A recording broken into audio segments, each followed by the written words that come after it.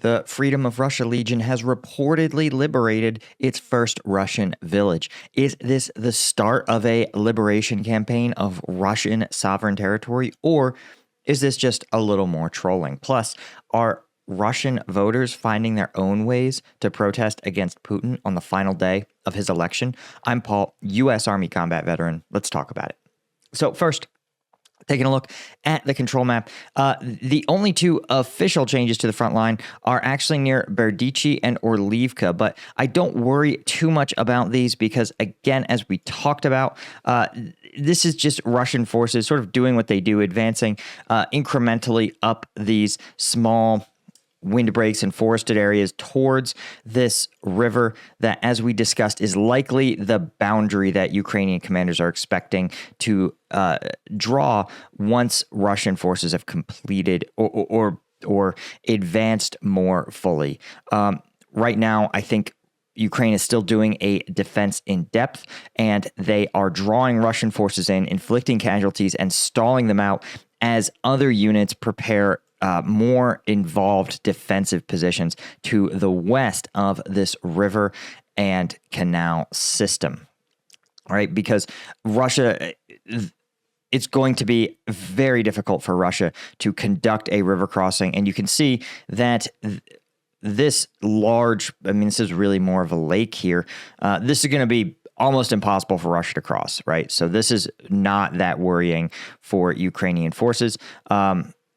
I assume they have destroyed these bridges here over these canals, but they are almost certainly preparing elaborate defensive positions where they're going to force Russia, if they want to advance, they're going to have to conduct a pretty dangerous river crossing, right? Or they will have to flank way around, and you can see that even conducting a flanking maneuver is still going to involve at least one, possibly two river crossings.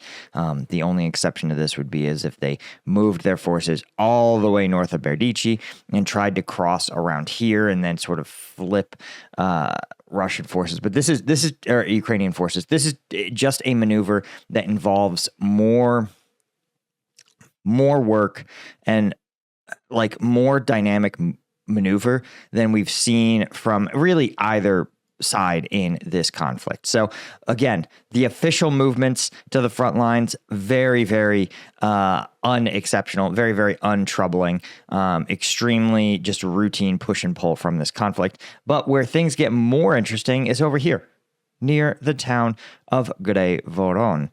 And if we look due east, you can see you land on the little village here of Gorkovsky. You can see there's nothing really exceptional about Gorkovsky. It looks like a small village, a tiny municipality. It's really, I think it has like a post office and a few dozen houses.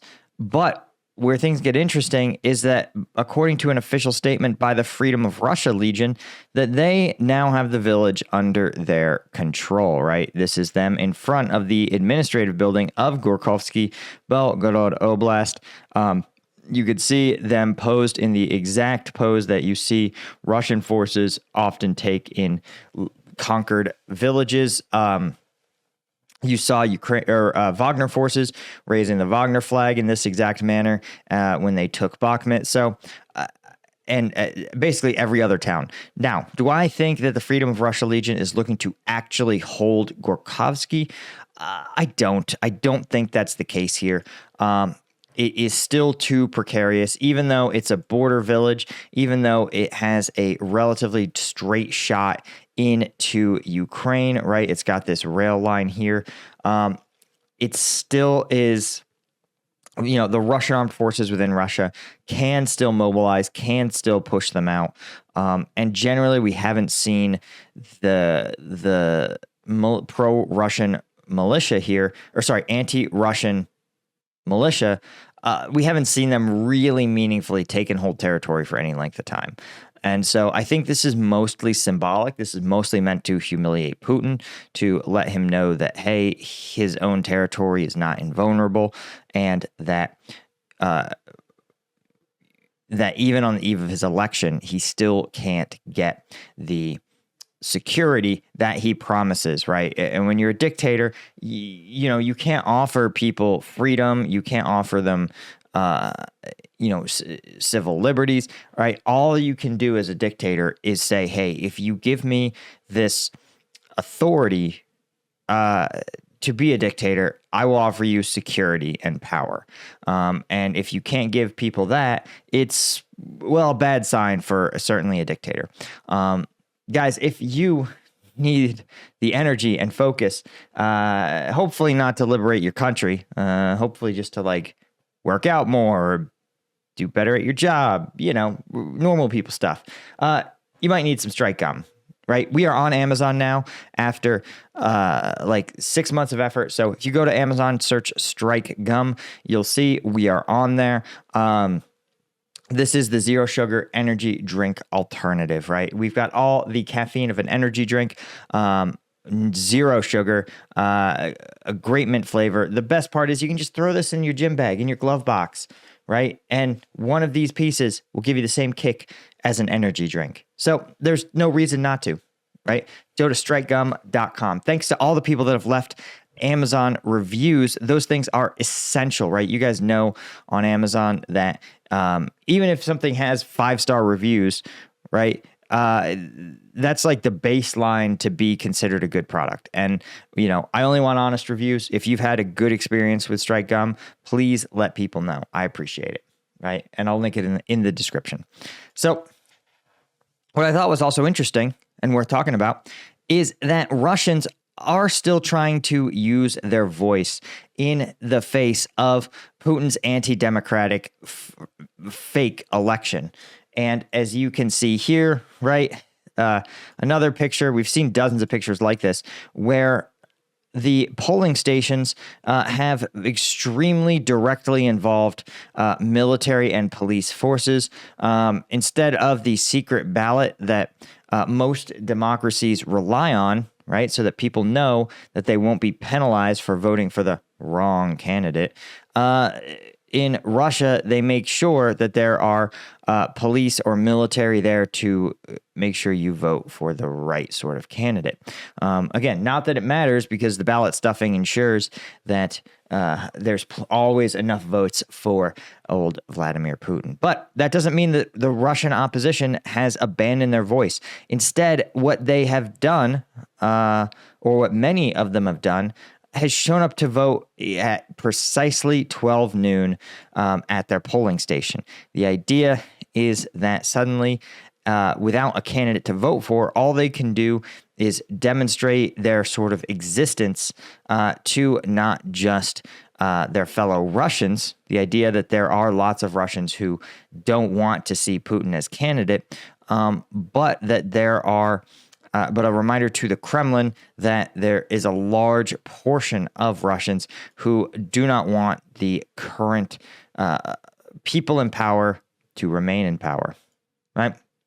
So on Sunday at precisely 12 noon, as many of those opposed to Putin's rule arrived at the polling station. As it says here, 5 minutes before there was nothing, only the dreary routine of a sparsely attended polling station in the center of Moscow. As we've talked about, the Russian cosmopolitan class, right, in the heart of big cities, are most likely to oppose Putin's policies, particularly his war in Ukraine and his conflict with Europe, right? Many in Moscow and St. Petersburg and other urban areas would like to see Russia become more European, not less. Few voters, right, are there taking turns at irregular intervals in front of the assessor's offices under close police surveillance. And then suddenly, just long enough to turn your head, a queue emerged 30 meters long, spilling out into the courtyard of school number 1500. Right? The crowd of voters that have not been seen since the start of the Russian presidential election. As they joke, one woman says, quote, "We can vote at any time we want. It's still a right in this country." And she says, "Of course, I came especially at noon. In a democracy, it's in the ballot box that we protest. Here, we manage as best we can." And this is, of course, this gathering of voters at a fixed time on the last day of voting is the only way Vladimir Putin's opponents have managed to introduce any kind of protest into the electoral machine. The idea was first formulated by Maxim Resnick, an old activist from St. Petersburg, now living in exile, and has been supported by all of the Democratic, or they call them Democratic opponents, all of the opponents of Putin, all the real ones, not the fellow Putinite party members who exist only as symbolic candidates on the ballot. Right? Noon against Putin. Just a classic, a great one for the social media age. You got to keep it simple, smart, and punchy. And it is, of course, totally legal. Now, I worry when I see some of those things because it involves, you may know, also lining up at a fixed time. And if somebody notes when your ballots, the time your ballots were cast, then you could basically collect a database of all opposition Russians. So you notice that the protest actually involves opposition Russians outing themselves pretty explicitly to the Russian government. So I worry about that sort of thing. And I think the savvier opposition figures will know this and understand that like outing themselves in person is not the best strategy.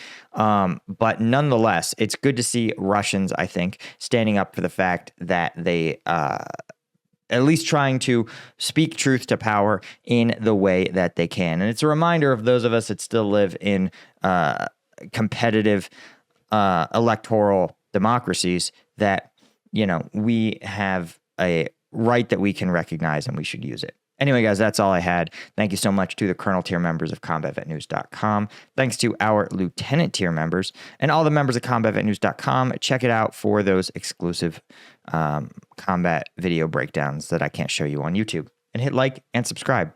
Tell the algorithm I make good content. See you guys.